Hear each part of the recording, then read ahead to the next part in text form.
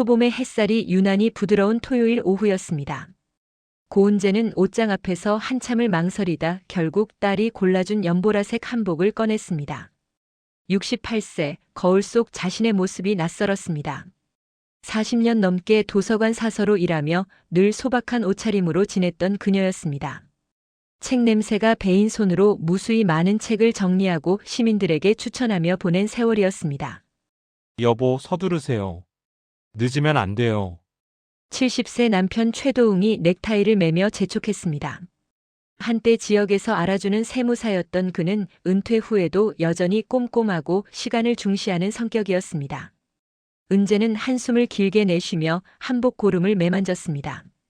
오늘은 외동딸 수진의 인생에서 가장 중요한 날 중 하나였습니다. 첫 상견례 자리였습니다. 차 안에서 은재는 계속해서 손가락을 비틀었습니다.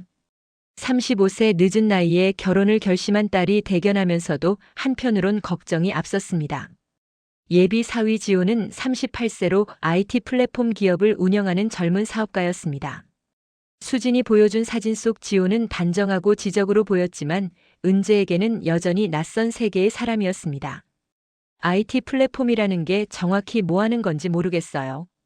은재가 작은 목소리로 말했습니다. 도웅은 운전대를 잡은 채 웃었습니다. 우리 세대가 다 그렇지 뭐. 중요한 건 딸애가 좋아한다는 거잖아. 그것만으로도 충분해. 하지만 은재의 불안은 쉽게 가라앉지 않았습니다. 더 걱정스러운 건 따로 있었습니다. 지호의 어머니가 유명 문화재단의 이사장이라는 사실이었습니다. 수진에게 들은 바로는 재계 인사들과도 친분이 있고 사회적으로 영향력 있는 분이라고 했습니다. 평생 작은 도서관에서 책과 함께 살아온 자신과는 너무나 다른 세계였습니다. 내가 실수하면 어떡하지? 말을 잘못하거나 예의에 어긋나면? 당신이 얼마나 정직하고 성실하게 살아왔는데. 그대로만 하면 돼요. 남편의 위로에도 불구하고 은재의 가슴은 두근거렸습니다. 차창 밖으로 스쳐가는 봄 풍경이 아름다웠지만 눈에 제대로 들어오지 않았습니다. 한정식 집에 도착하자 수진이 먼저 나와 있었습니다. 하얀 원피스를 입은 딸의 모습이 눈부셨습니다. 대학에서 교육학을 가르치는 딸은 언제나 당당하고 지적인 모습이었지만 오늘만큼은 긴장한 기색이 역력했습니다. 엄마 괜찮으시죠? 수진이 은재의 손을 꼭 잡았습니다. 차갑게 식은 딸의 손에서 긴장감이 전해졌습니다.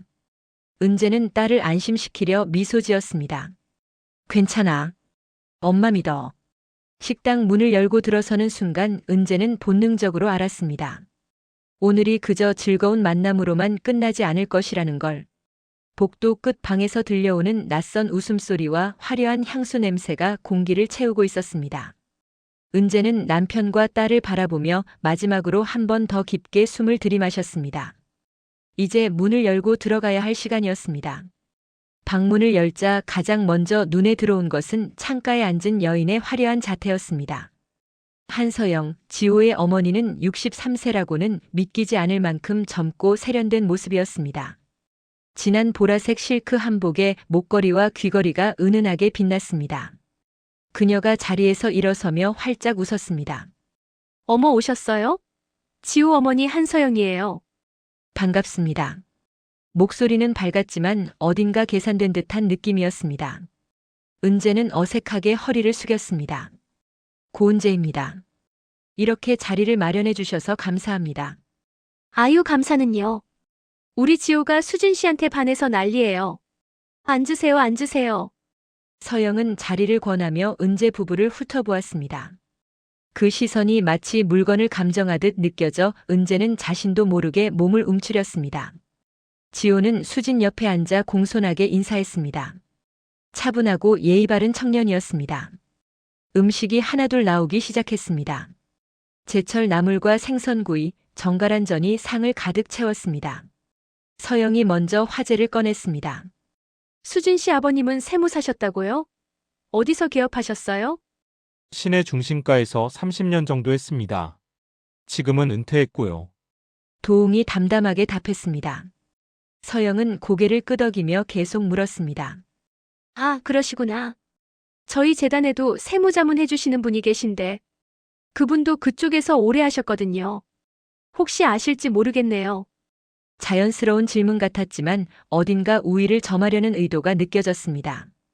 은재는 물잔을 들며 서영을 조심스럽게 관찰했습니다.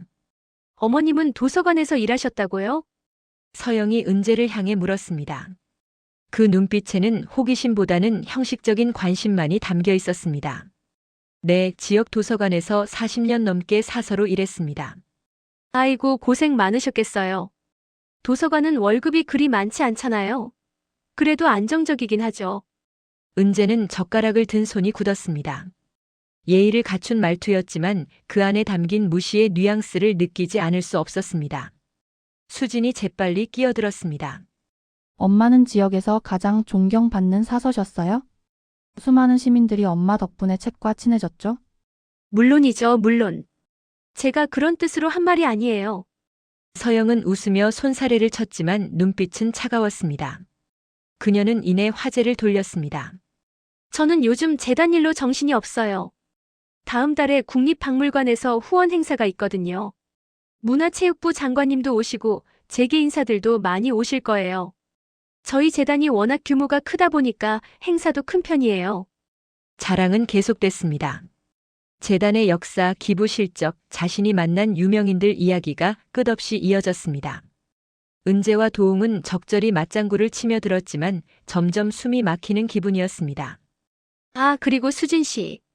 서영이 갑자기 수진을 똑바로 바라봤습니다. 결혼하시면 재단 일 좀 도와주시면 좋겠어요. 교육학 전공이시니까 우리 재단 장학 사업 쪽이 딱 맞을 것 같아요. 물론 급여도 드리고요. 은재는 깜짝 놀라 딸을 바라봤습니다. 수진은 난처한 표정으로 지호를 쳐다봤지만 지호는 어머니의 눈치만 살폈습니다. 어머니, 그건 나중에 천천히. 지호가 조심스럽게 말했지만 서영은 손을 내저었습니다. 뭐가 천천히야. 미리 계획을 세워놔야지. 우리 집안은 원래 일 중심이야. 그 순간 은재는 깨달았습니다. 이 만남이 단순한 상견례가 아니라 일방적인 조건 제시의 장이라는 것을.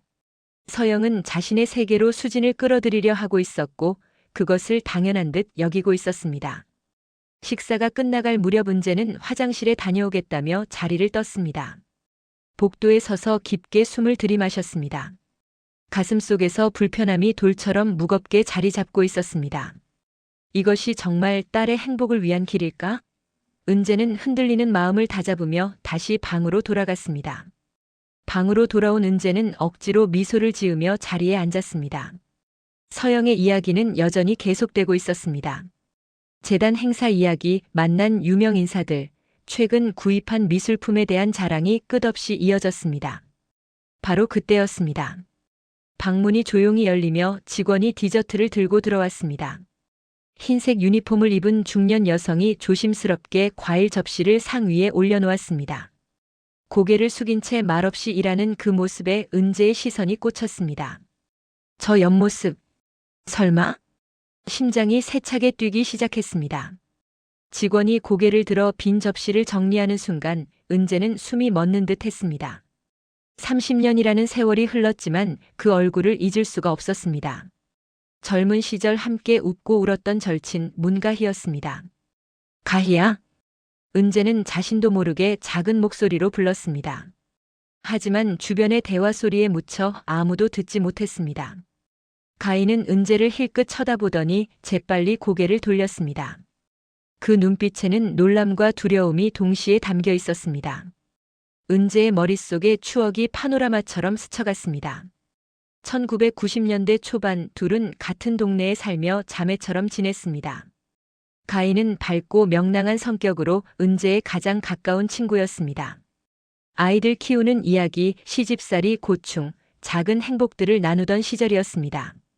가희의 남편은 작은 무역회사를 운영했고 두 딸을 키우며 평범하지만 단란한 가정을 꾸리고 있었습니다.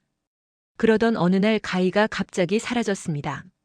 1995년 봄이었습니다. 아무 말도 없이 집을 비운 가희를 찾아 나섰지만 허사였습니다. 이웃들은 집안에 큰 빚이 생겼대요. 남편 사업이 망했다더라 같은 소문만 무성했습니다. 은재는 수소문했지만 가희의 행방은 알 수 없었습니다. 전화번호도 바뀌었고 친척들마저 연락이 끊겼습니다. 그렇게 30년이 흘렀습니다. 가끔 꿈에서 가희를 만났고 거리를 걷다가 비슷한 뒷모습을 보면 가슴이 철렁했습니다. 하지만 결국 다시는 만날 수 없을 거라 생각했습니다. 그런데 지금 눈앞에 가희가 있었습니다. 한정식집 직원으로 일하는 모습으로. 가희야, 나야. 은재야. 은재는 다시 한번 불렀습니다. 이번엔 조금 더 큰 목소리였습니다. 서영이 잠시 말을 멈추고 은재를 쳐다봤습니다. 어머님 무슨 일 있으세요? 지호가 조심스럽게 물었습니다. 은재는 당황해서 손을 저었습니다. 아, 아니에요. 착각한 것 같아요. 하지만 은재의 시선은 계속 가희를 쫓았습니다. 가희는 빈 접시를 서둘러 정리하며 방을 나가려 했습니다. 등이 굽은 것처럼 보였고 손등에는 세월의 흔적이 역력했습니다. 화사하고 밝았던 친구의 모습은 온데간데 없었습니다. 저기 실례지만 은재가 일어서려는 순간 가희가 황급히 문을 열고 나갔습니다. 복도로 사라지는 친구의 뒷모습을 보며 은재는 멍하니 서 있었습니다. 어머님 괜찮으세요? 수진이 걱정스럽게 어머니의 팔을 잡았습니다. 은재는 고개를 끄덕였지만 마음은 혼란스러웠습니다. 저 사람이 정말 가희일까? 30년 만에 이런 곳에서 이런 모습으로 만나다니.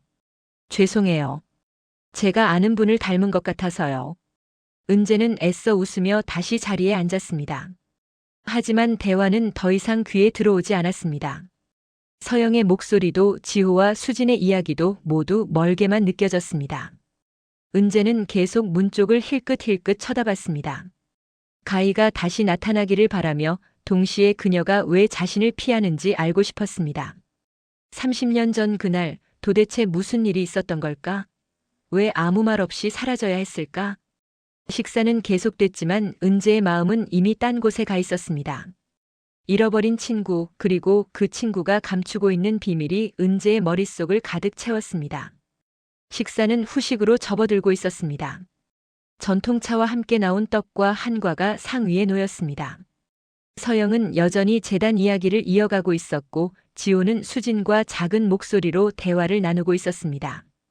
도웅은 차를 마시며 조용히 앉아 있었습니다.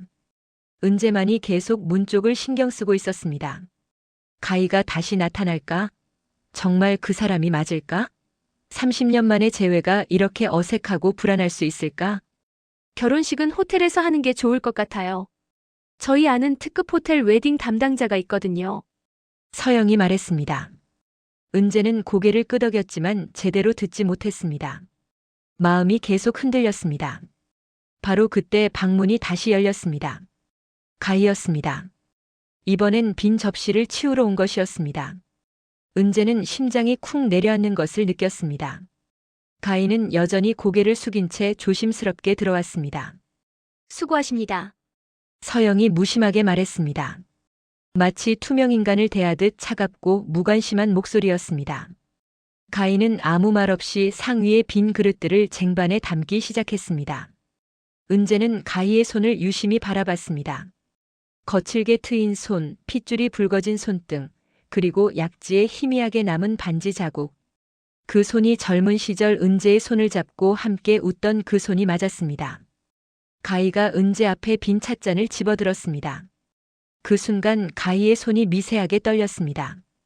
그리고 재빨리 작은 종이 조각을 은재의 냅킨 밑으로 밀어 넣었습니다. 너무나 자연스러운 동작이라 아무도 눈치채지 못했습니다. 은재는 숨이 멎는 듯 했습니다.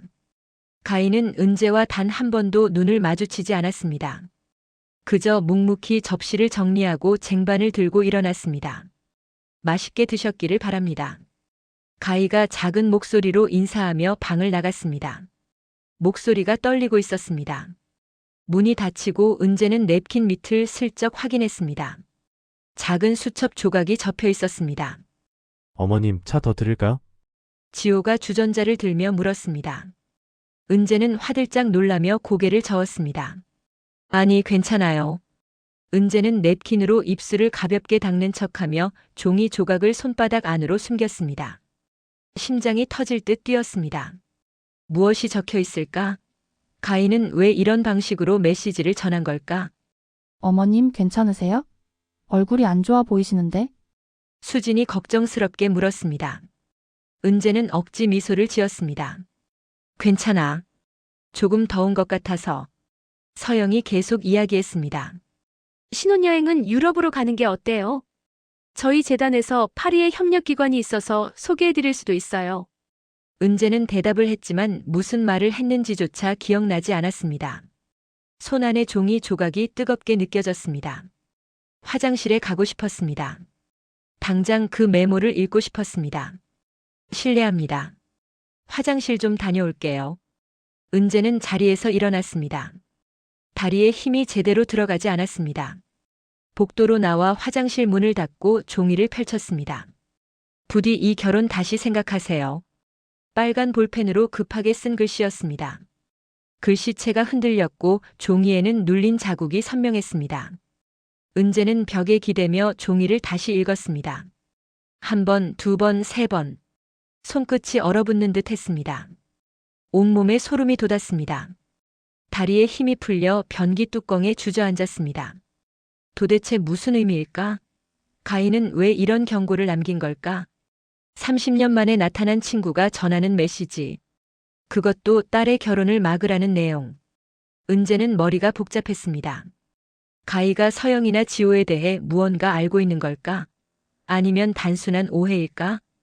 은재는 종이를 작게 접어 주머니에 넣었습니다.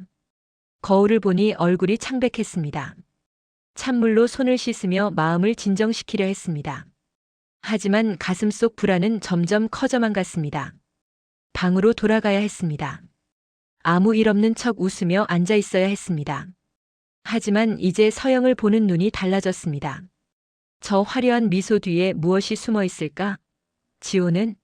이 가족은 정말 믿을 수 있는 사람들일까? 은재는 깊게 숨을 들이마시고 문을 열었습니다. 복도를 걸으며 다시 한번 주머니 속 종이를 만졌습니다. 작지만 무거운 경고. 이제 은재는 진실을 찾아야 했습니다. 집으로 돌아온 밤 은재는 한숨도 잘 수 없었습니다. 창밖으로 달빛이 들어왔지만 방은 어둡기만 했습니다. 옆에서 남편은 편안하게 잠들어 있었지만 은재의 머릿속은 온통 가희의 메모로 가득했습니다. 부디 이 결혼 다시 생각하세요. 짧은 문장이었지만 그 무게는 천근만근이었습니다. 은재는 이불을 뒤집어 쓰고 눈을 감았지만 잠은 오지 않았습니다. 새벽 3시, 4시, 5시. 시계 소리만 똑딱거렸습니다. 다음 날부터 은재는 가희를 찾기 시작했습니다. 한정식 집에 전화를 걸었지만 문가희라는 직원은 없다는 답변만 돌아왔습니다. 가명을 쓰고 있는 게 분명했습니다. 은재는 직접 식당을 찾아갔습니다. 죄송하지만 며칠 전 저희 상견례 때 서빙하신 분 계시나요? 60대 후반 여성분이요. 주방장은 난처한 표정을 지었습니다. 아, 그분 그만두셨어요. 갑자기 개인 사정이 생겼다고. 은재는 허탈했습니다. 하지만 포기할 수 없었습니다. 식당 근처를 며칠간 배회했습니다. 혹시라도 가희를 만날 수 있을까 하는 희망으로. 사흘째 되는 날 오후 은재는 식당 뒷골목에서 장을 보고 나오는 가희를 발견했습니다. 낡은 회색 카디건에 천가방을 든 가희는 여전히 고개를 숙이고 걷고 있었습니다. 가희야. 은재가 달려가 가희의 팔을 잡았습니다. 가희는 깜짝 놀라 뒤돌아봤습니다. 두 사람의 눈이 마주쳤습니다. 30년 만에 진짜 재회였습니다. 은재야. 나. 가희의 눈에 눈물이 그렁그렁 맺혔습니다. 은재도 참았던 감정이 터져나왔습니다. 왜 그렇게 사라진 거야? 얼마나 찾았는데. 내가 얼마나 보고 싶었는지 알아? 두 사람은 그 자리에서 한참을 울었습니다. 지나가는 사람들이 쳐다봤지만 아무것도 보이지 않았습니다. 세월의 무게, 그리움, 그리고 말할 수 없었던 아픔이 눈물로 쏟아졌습니다. 미안해. 정말 미안해. 가희가 떨리는 목소리로 말했습니다.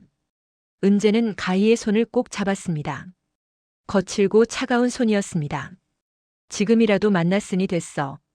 그런데 그 메모는 무슨 뜻이야? 도대체 무슨 일이 있는 거야?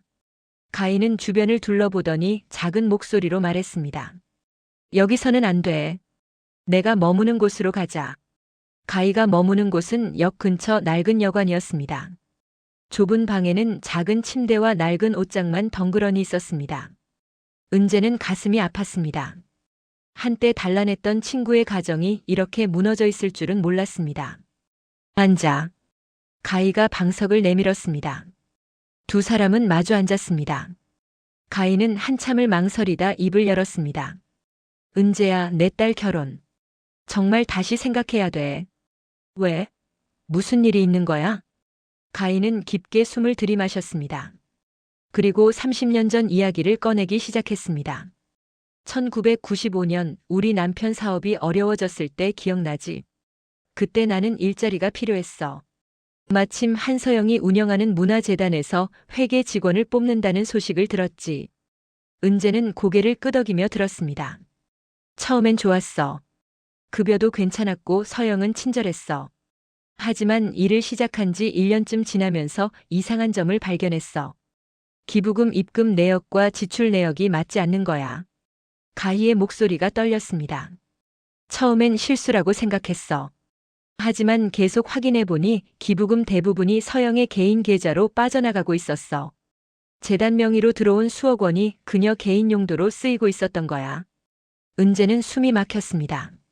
나는 고민 끝에 서영에게 이 사실을 조심스럽게 말했어. 혹시 실수가 아니냐고.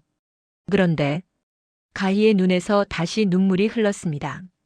서영은 차갑게 웃더니 나를 횡령 공범으로 몰았어. 증거 서류에 내 도장이 찍혀 있으니 경찰에 신고하면 내가 감옥에 간다고 협박했어. 나는 겁이 났어. 우리 딸들이 아직 어렸거든. 은재는 친구의 손을 꽉 잡았습니다. 그래서 침묵했어.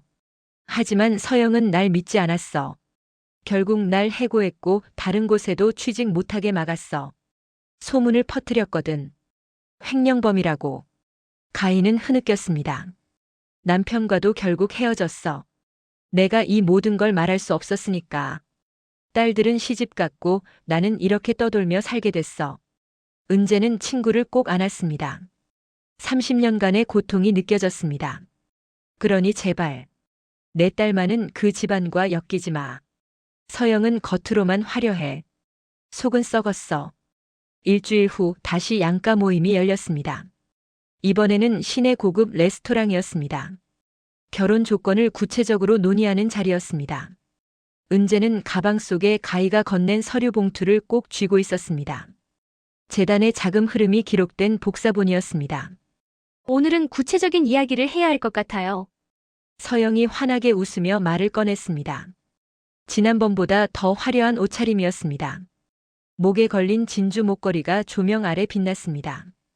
결혼식은 5월 셋째 주 토요일이 어떨까요?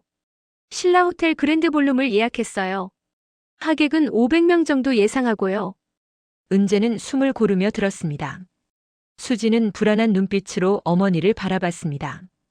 그리고 신혼집은 저희가 준비한 강남 아파트를 드릴게요. 평수도 크고 학군도 좋아요.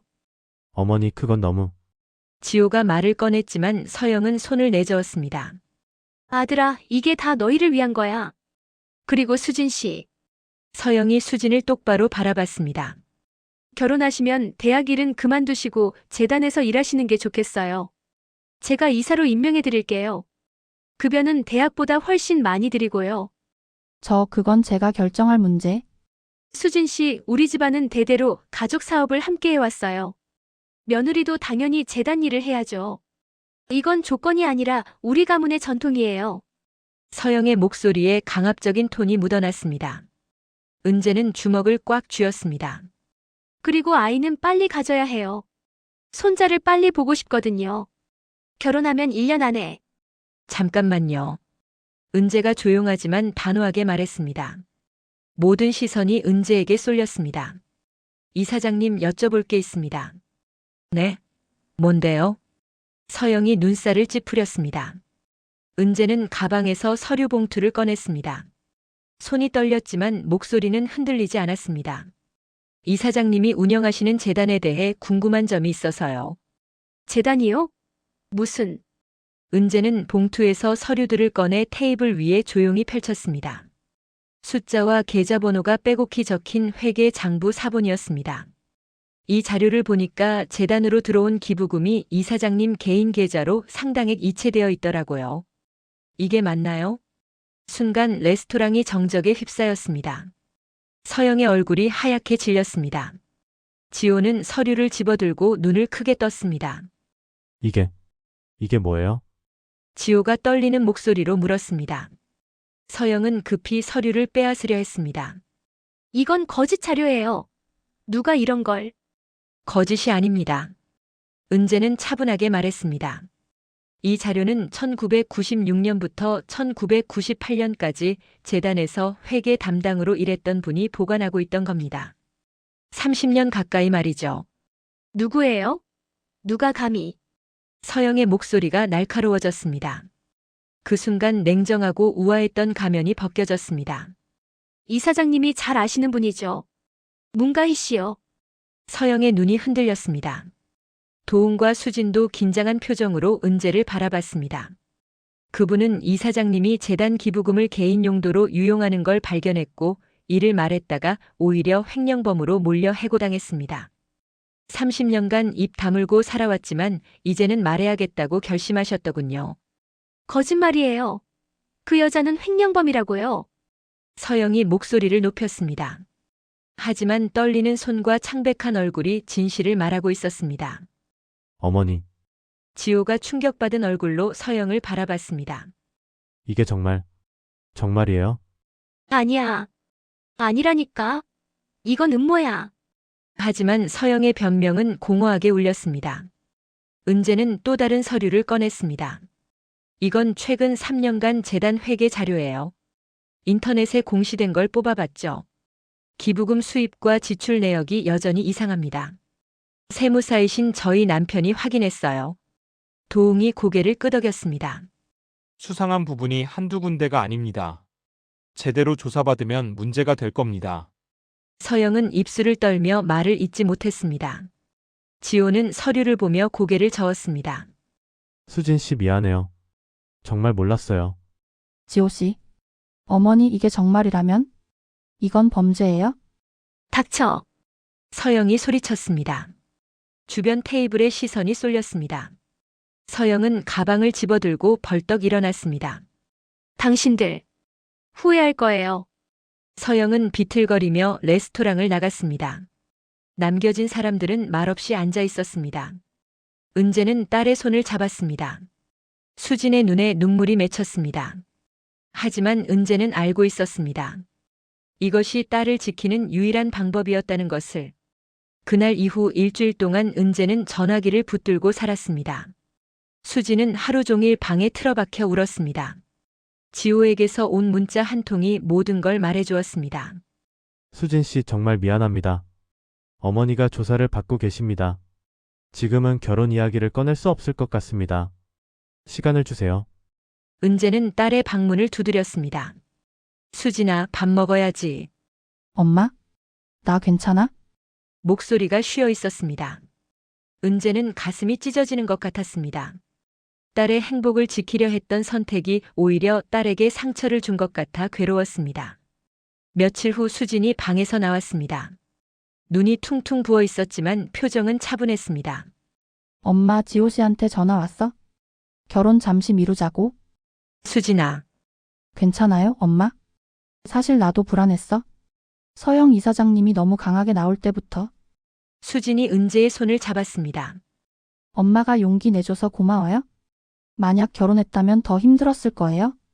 은재는 딸을 꼭 안았습니다. 두 사람은 한참을 그렇게 서 있었습니다. 한 달이 지났습니다. 뉴스에 한서영 문화재단 비리 사건이 보도되었습니다. 검찰 조사 결과 수십억 원의 기부금이 부정하게 사용된 것으로 드러났습니다. 서영은 재단 이사장직에서 물러났고 형사 처벌을 받게 되었습니다. 은재는 가희에게 전화를 걸었습니다. 가희야, 나야. 뉴스 봤어? 응. 봤어. 믿기지 않아. 30년 만에 진실이 밝혀지다니. 점심 같이 먹을래? 얘기하고 싶은 게 많아. 그래, 좋아. 일주일 후 두 사람은 조용한 찻집에서 만났습니다. 창밖으로는 따스한 봄 햇살이 들어왔습니다. 가희는 예전보다 얼굴에 생기가 돌았습니다. 은재야, 고마워. 내가 아니었으면 나 평생 숨어 살았을 거야. 무슨 소리야? 내가 용기 내서 자료 준 거잖아. 은재가 따뜻한 차를 따라주며 말했습니다. 가인은 찻잔을 두 손으로 감싸며 미소 지었습니다. 검찰에서 나한테 연락 왔어. 증인으로 나와달래. 처음엔 무서웠는데 이제는 괜찮아. 제대로 증언할 거야. 잘 생각했어. 이제 내 인생 되찾는 거야. 두 사람은 오랜만에 편안하게 웃었습니다. 30년 전 그 시절처럼 자연스럽게 대화가 오갔습니다. 자식 이야기, 건강 이야기, 그동안 살아온 이야기들이 끝없이 이어졌습니다. 내 딸들 알아? 큰애는 캐나다에 있고 작은애는 부산에서 교사해. 이제 연락하고 지내. 엄마가 어떻게 살았는지 다 털어놨어. 정말 다행이다, 가희야. 다 내 덕분이야. 내가 나타나지 않았으면 나 그냥 숨어서 살다 죽었을 거야. 가희의 눈에 눈물이 맺혔습니다. 은재도 코끝이 찡했습니다. 우리 이제 자주 보자. 30년을 놓쳤잖아. 그래. 일주일에 한 번씩 여기서 만나자. 두 사람은 약속했습니다. 잃어버린 시간을 되찾을 수는 없지만 앞으로 함께 만들어갈 시간은 많았습니다. 집으로 돌아가는 길, 은재는 휴대폰을 꺼내 수진에게 문자를 보냈습니다. 딸, 저녁에 삼겹살 먹을까? 엄마가 살게. 곧 답장이 왔습니다. 좋아요? 아빠도 부르세요? 오랜만에 셋이서. 은재는 웃으며 도웅에게 전화를 걸었습니다. 따스한 봄바람이 불어왔습니다. 모든 게 완벽하게 해결된 건 아니었습니다. 수진의 결혼은 미뤄졌고 앞으로 어떻게 될지 알 수 없었습니다. 하지만 은재는 확신했습니다. 용기를 내서 진실을 밝힌 것이 옳았다고. 그날 저녁 가족 셋은 오랜만에 둘러앉아 저녁을 먹었습니다. 고기 굽는 소리, 웃음소리, 따뜻한 대화가 오갔습니다. 수진의 얼굴에도 다시 미소가 돌아왔습니다. 엄마, 나 다음 주부터 새로운 연구 프로젝트 시작해요? 그래? 뭔데? 여성 리더십에 관한 거예요? 엄마랑 가희 이모 같은 분들 이야기 담고 싶어요? 은재는 딸의 손을 꼭 잡았습니다. 우리가 무슨 대단한 사람이라고. 아니에요? 엄마가 제일 대단해요? 용기 있잖아요? 그날 밤 은재는 오랜만에 편안하게 잠들었습니다. 68년을 살아오며 처음으로 진정한 용기가 무엇인지 알게 된 것 같았습니다. 그것은 사랑하는 사람을 지키는 것, 진실 앞에 서는 것, 그리고 오래된 우정을 되찾는 것이었습니다. 창밖으로 봄밤의 별이 빛나고 있었습니다. 여러분, 은재와 가희의 이야기는 여기서 마무리됩니다.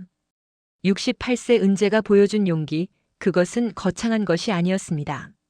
그저 사랑하는 딸을 지키고 싶은 어머니의 마음, 오래된 친구를 외면하지 않는 우정, 그리고 진실 앞에서 침묵하지 않겠다는 결심이었습니다. 우리는 살아가며 때로 어려운 선택의 순간을 맞이합니다. 편안한 침묵을 지킬 것인가, 아니면 불편한 진실을 마주할 것인가. 은재는 후자를 택했고 그 선택이 딸의 인생을 지켰습니다. 30년 만에 다시 만난 두 친구의 우정도 잊을 수 없습니다. 세월이 흘러도 진짜 우정은 사라지지 않는다는 것, 때로는 용기 있는 한 사람이 다른 사람의 인생을 바꿀 수 있다는 것을 보여주었습니다. 나이가 든다는 것은 약해지는 게 아닙니다. 오히려 무엇이 진짜 중요한지 알게 되고 그것을 지킬 힘이 생기는 것입니다. 은재와 가희가 보여준 것처럼 말이죠. 여러분께서도 혹시 오래전 잃어버린 친구가 있으신가요? 혹은 용기를 내야 할 순간을 미루고 계신가요? 오늘 이 이야기가 작은 위로와 용기가 되었기를 바랍니다. 이 이야기가 마음에 와닿으셨다면 좋아요 버튼으로 따뜻한 응원을 보내주세요. 여러분의 좋아요 하나하나가 더 좋은 이야기를 만드는 큰 힘이 됩니다. 그리고 구독 버튼을 눌러주시면 매주 새로운 감동 스토리로 찾아뵙겠습니다. 우리 시니어 세대의 삶과 지혜가 담긴 이야기 함께 나누고 싶습니다. 알림 설정까지 해두시면 새 영상이 올라올 때마다 가장 먼저 소식을 받아보실 수 있습니다. 댓글로 여러분의 생각과 경험도 나눠주세요. 혹시 비슷한 경험이 있으시거나 이 이야기에 대한 소감이 있으시다면 언제든 편하게 남겨주세요. 여러분의 이야기가 다른 분들께 큰 위로가 됩니다. 다음 주에는 또 어떤 따뜻한 이야기로 찾아뵐까요? 기대해주세요. 오늘도 건강하시고 행복한 하루 보내세요. 여러분 고맙습니다.